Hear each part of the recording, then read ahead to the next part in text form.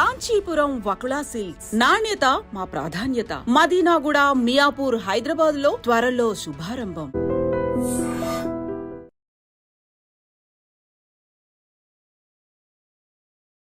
నమస్కారం, welcome to I dream. ధర్మ మార్గం విత్ విజిత కార్యక్రమానికి స్వాగతం.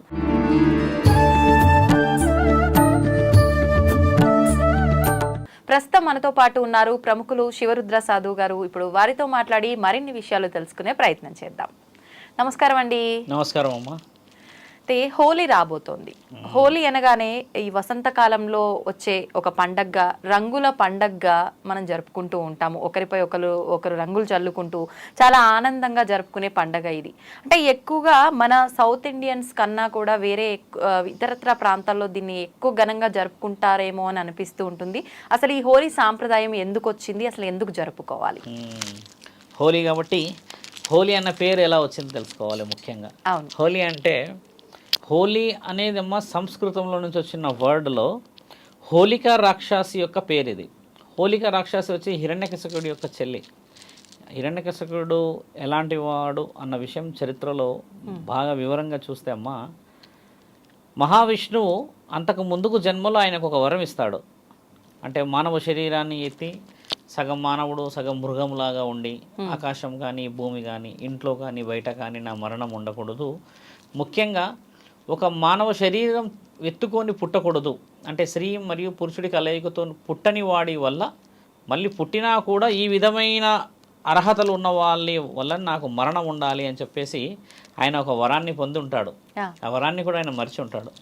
తర్వాత భక్త ప్రహ్లాదుడు ఆయన కడుపులో పుట్టిన తర్వాత హరినామస్మరణం చేయకూడదు అని చెప్పేసి బిడ్డను పెంచుతూ ఉంటాడు. కానీ భక్త ప్రహ్లాదుడు ఏంటంటే అమ్మ, ఆయన గారికి మహావిష్ణువు మీద ఎక్కువ అభిప్రాయాలు ఉండి చాలా ప్రేమలు, ఎక్కడ చూసినా ఆయన గారి వివరణలు చెప్తూ ఉంటే తండ్రికి ఈ నోట ఆ నోట ఆ మాట తెలిసాక తండ్రి ఈయన గారి పైన చంపే ప్రయత్నాలు చాలా చేస్తాడు.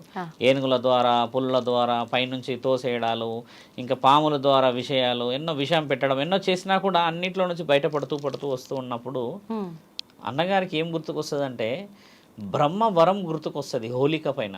హోలిక రాక్షసికి ఉన్న వరం ఏంటంటే అమ్మా, ఎవరిని పట్టుకున్నా కూడా భస్మమయ్యే వరం ఉంటుంది ఆవిడకి.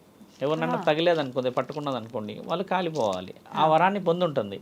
అయితే భక్త ప్రహ్లాదుడిని హోలిక ద్వారా పట్టిస్తే కాలిపోతాడు కదా అన్న ఒక వ్యూహాన్ని ఆలోచన చేసి చెల్లిని పిలిపిస్తాడు. అంటే ప్రయత్నాలన్నీ విఫలమయ్యాయి కాబట్టి ఈ రకంగా లాస్ట్ ఇంకా ఆవిడ వల్ల చస్తాడేమో అన్న ఆలోచన. అప్పుడు ఆవిడని పిలిచి ఒళ్ళో కూర్చోబెడతారు భక్త ప్రహ్లాదుడిని. ఆయన గారు కొంచెం అమాయకంగా నవ్వుతూ ఉంటాడు, హరినామస్మరణంలో ఉంటాడు. అయితే అక్కడ జరిగే విషయం ఏంటంటే అమ్మా, హోలిక ఇలా చేతు పట్టే సమయంలో ఆవిడ చర్మానికి ఆవిడ తగలడం చేత ఆవిడ శరీరానికి తనంతలా తాను కాలిపోతుంది, కానీ ప్రహ్లాదుడు కాలడు. కాలకపోవడం వల్ల అన్నకి చాలా చాలా పెద్ద కోపం వచ్చి, నా చెల్లినే నీవు చంపే స్థితికి వచ్చావు, అంటే ఇలాంటి వాడు నా కడుపులో పుట్టకూడదు, నేను రాక్షస సామ్రాజ్యాన్ని స్థాపిస్తానంటే నీవు హరినామస్మరణం చేయడం అనేది విరుద్ధం అని చెప్పేసి పిలువుని హరిని ఎక్కడున్నాడో అన్న ఆ తరుణం మనం చాలా వివరంగా చూస్తాం.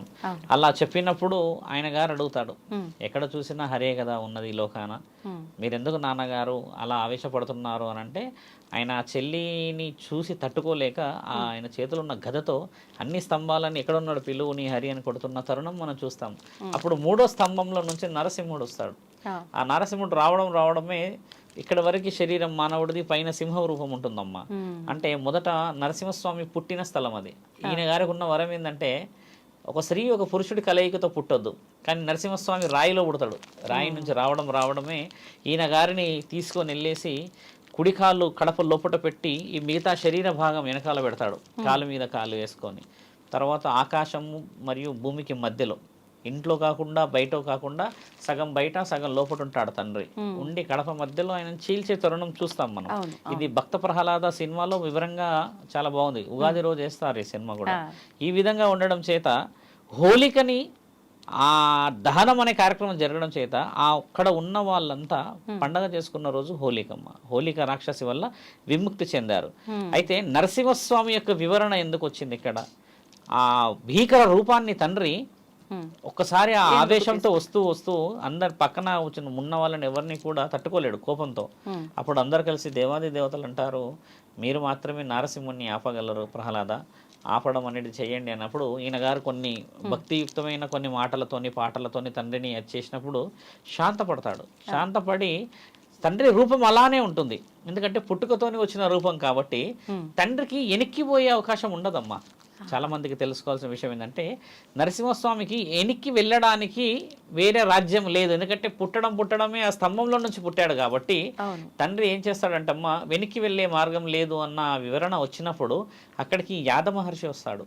ఆ యాద మహర్షి వచ్చి తండ్రిని చాలా వినయంగా, తండ్రి మీరు ఎలాగో భూమండలానికి వచ్చిన ఈ శుభ సందర్భంలో యాదగిరి నివాసులై మీరు ఆ కొండపై ఉండవలసిందిగా మనవి అన్న మహాక్షేత్రం యాదగిరి గుట్ట. చాలా మందికి దాని అంతరార్థం తెలియదు.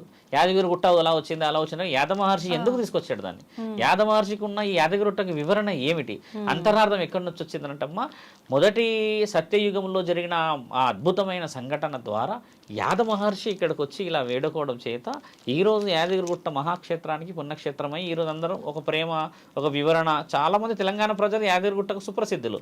అలా తండ్రి ఇక్కడే ఉండిపోవడం చేత అమ్మ ఆ వివరణ అంతా జరిగింది కూడా ఈ పౌర్ణమి రోజే. మీరన్న ఈ వివరణ ఒక వివరణ. రెండవ వివరణకి వెళ్తే అమ్మ మహాశివుడు మహాతపస్సులో కూర్చొని ఉన్నప్పుడు మన్మధుడు ఏం చేస్తాడంటే రతీదేవి, మన్మధుడి భార్య పేరు రతీదేవి, ఏం చేస్తుందంటే ఇద్దరు వీళ్ళ యొక్క అంటే వాళ్ళ కామంలో ఉండి ఆ మైమర్చిపోయిన ఆ తరుణం, ఆ సంధ్యా సమయంలో ఒకరినొకరు ఆనందాన్ని పంచుకుంటున్న ఆ తరుణంలో తండ్రి మహా తపస్సులో కూర్చొని ఉంటాడు సర్పంతోని కూర్చున్నప్పుడు వీళ్ళు చూసి కొంచెం తండ్రిని చూసి అవహేళన చేస్తారు. అదేంది అలా కూర్చొని ఉన్నాడు దుమ్ము ధూళిలో, చూడ్డానికి గడ్డాలు మీసాలు అన్ని అలా పెట్టేసుకొని ఉన్నాడు, పైగా సర్పం ఒకటి ఉంది విచిత్రంగా అని చెప్పేసి ఆయనని ఆట పట్టించే క్రమంలో మన్మథ బాణం వదులుతారు ఆయన మీదకి. ఈ మన్మధుడు వదులుతాడు ఆ బాణం, అంటే డిస్టర్బ్ చేసినట్టు అనుకోండి, ఒక విధంగా అంతరాయం. ఆ అంతరాయాన్ని పరమాత్ముడు తట్టుకోకుండా లేవడం ఒకసారి కళ్ళు తెరవడమే మూడో కంటి నుంచి ఆ అగ్ని వదిలి మన్మధుడిని భస్మం చేస్తాడమ్మా. ఆ మన్మధుడిని భస్మం చేయడం చేత ఆ బూడిద రతీదేవి తీసుకొని తండ్రిని అడుగుతుంది, ఆజ్ఞాపిస్తుంది, మహేశ్వర అర్ధనారీశ్వర తత్వాన్ని ఇచ్చి నిండు సౌభాగ్యాలతో ఉండమని మమ్మల్ని ఆశీర్వదించిన మీరు ఇలా నా పెనిమిటి లేని సమక్షంలో మేము ఉండగలమా, మీరు కరుణించకపోతే ఎలా కరుణామయ్య అని అన్నప్పుడు తండ్రి ఈవిడ పడ్డ ఆ ప్రేమ ఆ బాధని చెప్పుతున్నప్పుడు ఒక స్త్రీ బాధ చెప్పేటప్పుడు తండ్రి 7 అక్షులు అంటే 7 అక్షులు కిందికి వదులుతాడమ్మా. దాన్ని సప్త రుద్రాక్షలు అంటారు మన దగ్గర. 7 కన్నీటి అక్షులు పడడం చేత ఆ రుద్రాక్ష 7 ముఖాల రుద్రాక్ష భూమండలం మీద ఏర్పడింది.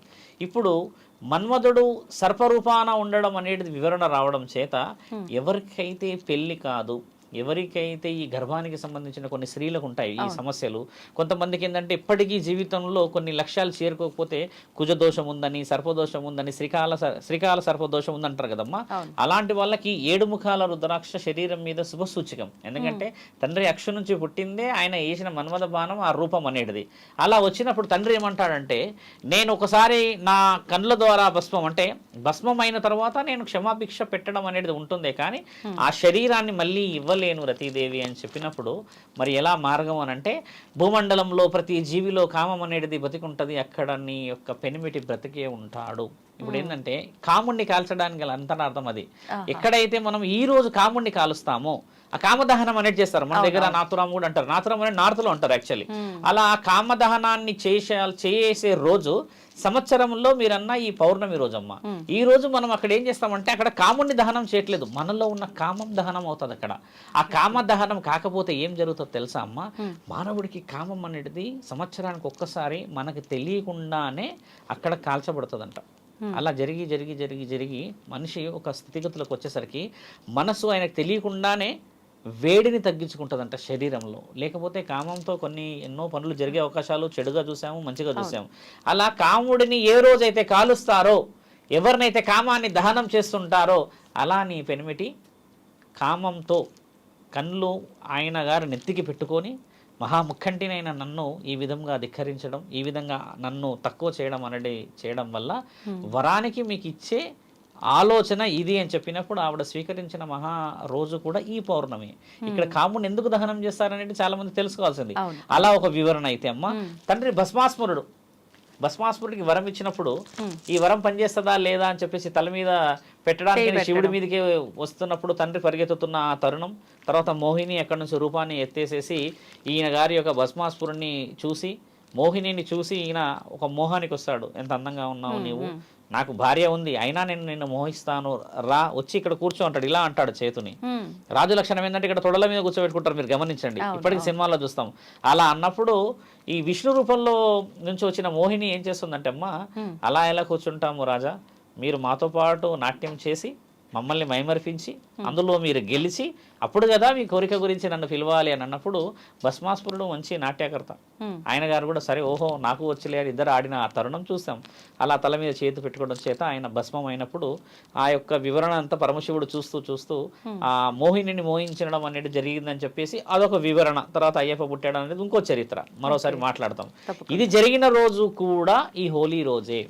ఇది మూడైనాయి.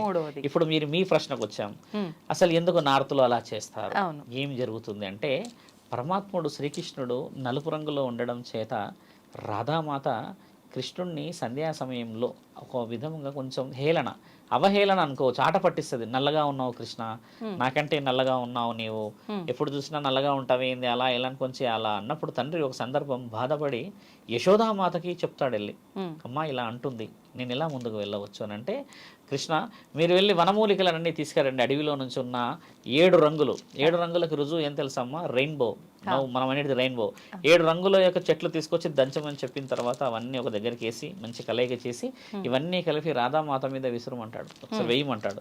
వేసినప్పుడు అమ్మకి చివరిగా వచ్చిన కలర్ నలుపే అమ్మ, అంటే ఆఖరి రంగు. ఇప్పటికైనా మనం మిక్స్ టుగెదర్ ఆల్ కలర్ చేసే బ్లాకే వస్తుంది. అలా వచ్చినప్పుడు తండ్రి ఒక మాట ఏం చెప్తాడంటే, శాశ్వతమైన నా రంగు, నీ రంగు చూసావా, శాశ్వతమైన ఈ రంగు, అన్ని కలిసిన రంగే కదా నేనున్నది, అన్ని కలిపిన రంగులు నేనున్నా, అలాంటిది మీరు మమ్మల్ని ఇలా చేయడం అని అన్న ఆ తరుణము రాధామాత మరియు శ్రీకృష్ణున్నమ్మ యావత్ ప్రపంచం మొత్తంలో నల్లరాతి విగ్రహాలే ఉంటాయి, మీరు గమనించండి.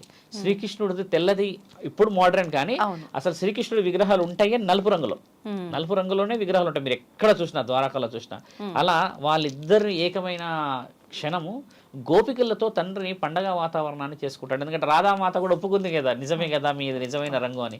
అలా తండ్రి ఏం చేస్తారంటే ఆ గోపికలతో ఆడిన మహా పండగని శ్రీకృష్ణుడిని ఆరాధించే ఈ రాష్ట్రాల్లో ఉన్న వాళ్ళంతమ్మ ఈ రోజే చేస్తారు. అది పౌర్ణమి రోజు.